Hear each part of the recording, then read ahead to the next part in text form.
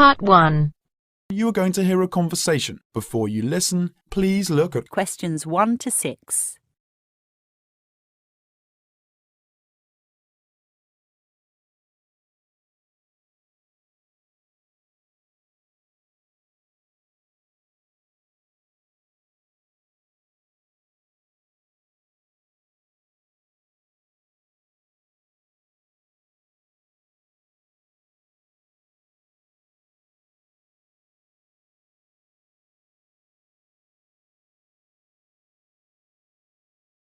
Good afternoon. Weston Car Club. Could I help you? Oh, afternoon. I was wondering if you could give me some information about your services. Sure. What would you like to know? What about racing training? I heard you had a team. No, not really. We do have a racing track, but haven't formed a team. Perhaps you're thinking about Waverton Car Club. Oh, right. I know it. I've watched an auto rally there. Really? Yes, they've already got a professional team. But we also have our peculiarity. Our track is designed for the starter or fans on senior level instead of the professional ones. Thus, it is very popular with members. Sounds good. We have driving training classes too. All the coaches here are very experienced. Is there any special place for relax? Of course. At the moment, we've got a lounge bar right behind the training centre. Besides, there are vending machines everywhere, as well as a fully licensed restaurant by the end of the year. I see. Do you have car renting service? I may need a car these days. Yes, we have a large number of cars in supply. You can choose whatever you want here. Would you please introduce the renting facilities in detail? Sure. We now have 2 styles of car for rent, Grade C and Grade D. What is the difference? Grade C includes air conditioning, a whole set of stereo, high-class engine, what's more with low mileage. Spectacular. Is it very expensive? Well, you pay £300 as a deposit, then it's £40 per day. Oh no, I'm sorry. It's just gone up by £15. Sorry about that. It's now £55 for the rent each day. I got it. And what's the next type? Well, Grade D doesn't have air conditioners and is a little bit older than Grade C, but the rent would be far less. So, how much exactly? Is the deposit the same as for Grade C? Actually, it's slightly less than the £300. It's £250, but the rent for each day is only £35. Is it a good price for you? Well, it's still far from what I expected. I will pay a visit to nearby cities for at least 1 week. £35 per day is still beyond my limit. Don't you have any discount? Then maybe you can try the VIP card. Would you please introduce it to me? Of course. You just need to pay a £30 fee for a VIP card. Then you can enjoy an 80% discount for Grade C and 75% for Grade D. Before you listen to the rest of the conversation, you have 30 seconds to read questions 7 to 10.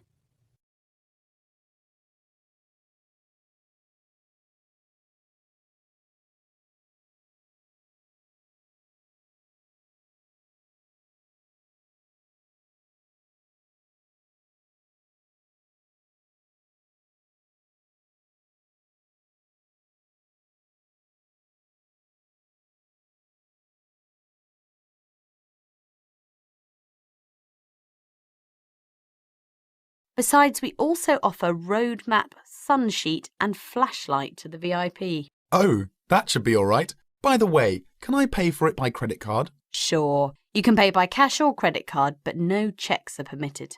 OK, then I would come in my spare time. What should I do if I want to join? Well, we book you in for an assessment with an instructor who will show you how to use all the equipment. If you want to organise a trial session and look around the centre, you'll need to speak to Anna Manuja. Could you spell that, please? Yes, Anna, M-A-N-U-J-A. I'll give you her direct line number. It's 504889615. Thanks. Thank you for calling Weston Car Club. That is the end of Part 1. You now have half a minute to check your answers.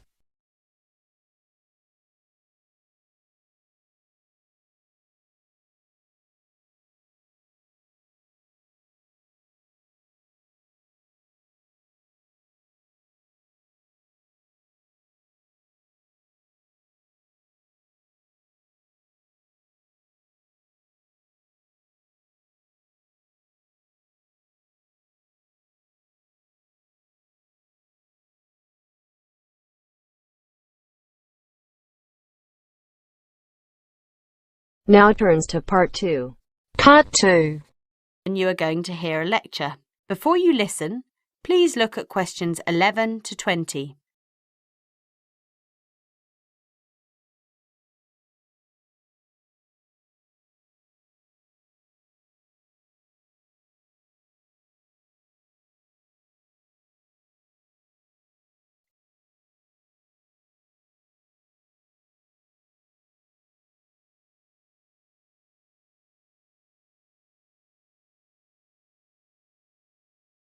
Now listen to the lecture and answer questions 11 to 20. Welcome to Hawaii Tour Agency. Let me tell you something about a special package we have going on this week. I know everyone wants to get away from the stress of work and life, so I think you should all consider a week-long vacation to the paradise of Hawaii. First of all, let me tell you all a little about Hawaii. The Hawaiian Islands are of volcanic origin and are edged with coral reefs. Because of its volcanic origins, people often go especially to see the volcanoes. Hawaii is the largest and geologically the youngest island of the group. Oahu is the most populous and economically important. The capital of Honolulu is located on the island of Oahu, the only US state in the tropics. Hawaii is sometimes called the paradise of the Pacific because of its spectacular beauty, abundant sunshine, expanses of lush green plants and beautiful coloured flowers, palm trees, coral beaches with rolling white surf, and cloud-covered volcanic peaks rising to majestic heights.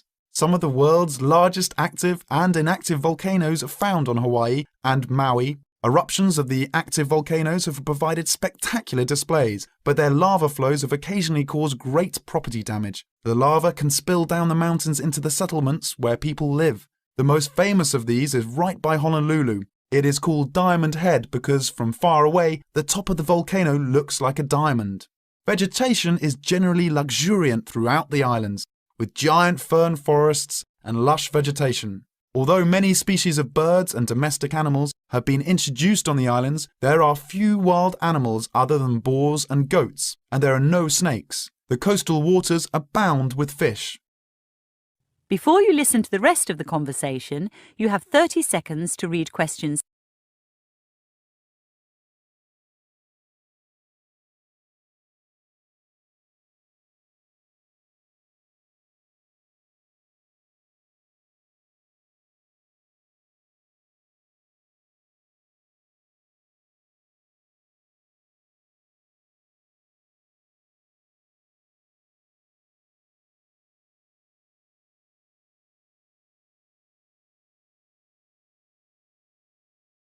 More ethnic and cultural groups are represented in Hawaii than in any other state. Chinese labourers who came to work in the sugar industry were the first of the large groups of immigrants to arrive, starting in 1852, and Filipinos and Koreans were the last after 1900.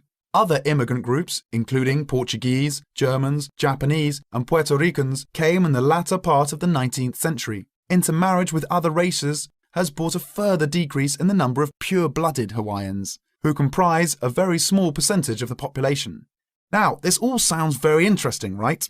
For only $600 per person, we are offering a tour package to Hawaii.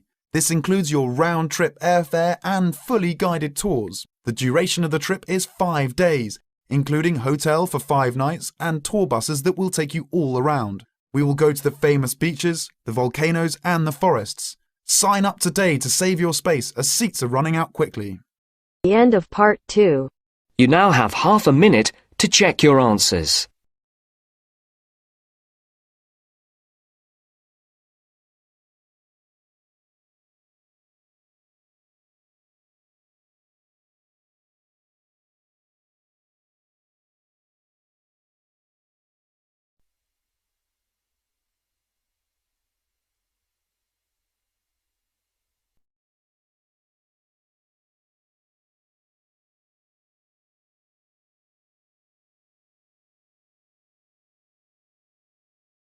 Now turns to part 3. Part 3. You will hear two students talking about a class project. First, you will have some time to look at questions 21 to 23.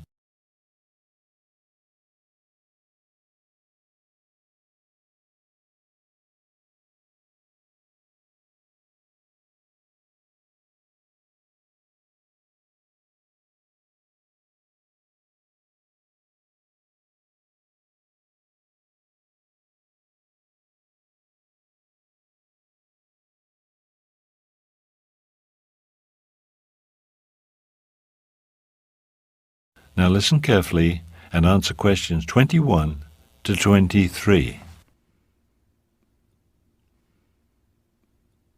Hi, Janet. Harry, what's up? You know that research project we have to do for Professor Farley's class? Have you started it yet? Started it? I'm almost done. Really? I'm having trouble. You think you could help me? You're going to need a lot of help. It's due next Thursday. I know. And it counts for 40% of our final semester grade. I know, so I could really use your help. So what topic did you choose? I did my research about people's TV watching habits. You mean which programs they watch? Yeah, and how often they watch. It was really interesting. Before you hear the rest of the conversation, you have some time to look at questions 24 to 30.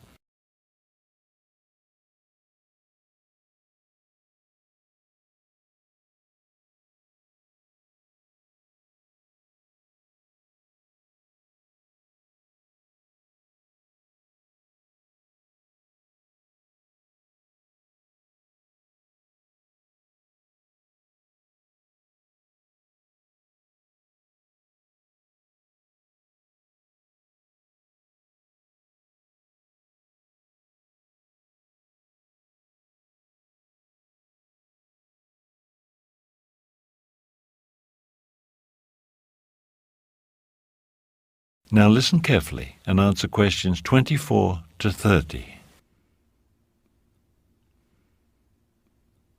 So how'd you get started? Well, after I decided my topic, I went to the library and did some research. I read about other studies people had done about TV watching. How did that help you? Oh, it was really important. It gave me lots of ideas about what questions to ask. So after I did the library research, I chose my research method. What did you choose? Well, I could do either interviews or just send around a paper questionnaire. I decided to use the questionnaire because I could get information from a lot more people that way. And then what? I made up the questions for the questionnaire. And who did you give it to? Well, that's what I had to do next. Choose my subjects. You have to think about if you want data from people of a certain age or certain professions and things like that. I decided to ask people like myself, university students. So then you just went around and asked people the questions? Well, first I had to submit my research design to Professor Farley. He had to make sure it was okay before I went ahead with the research. Did he make you change anything? No, he pretty much liked it the way it was. So then I had to send out the questionnaire. I just put it in all the students' mailboxes. A lot of them responded. I got a lot of results. Pages and pages. Well, what did you do with all that information?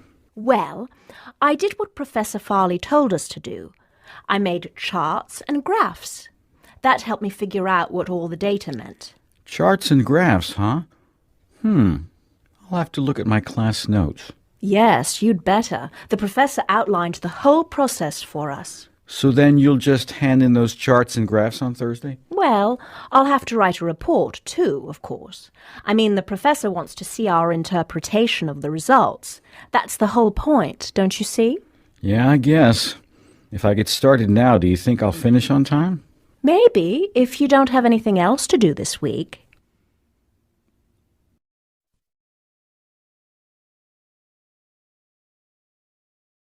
That is the end of part 3.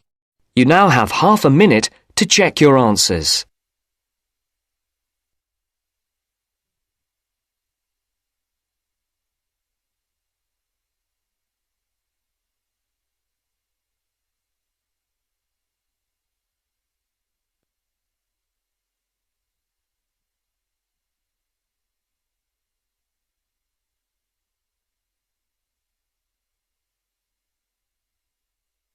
Now turns to part 4. Part 4.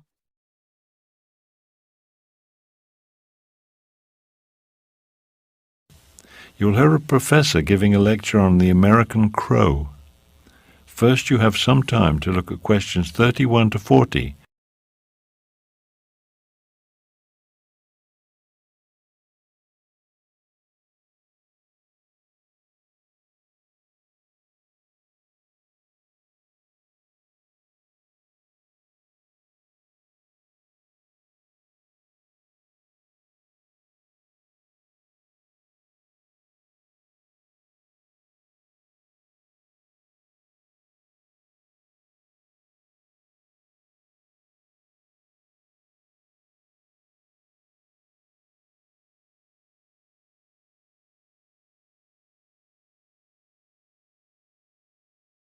Now listen carefully and answer questions 31 to 40.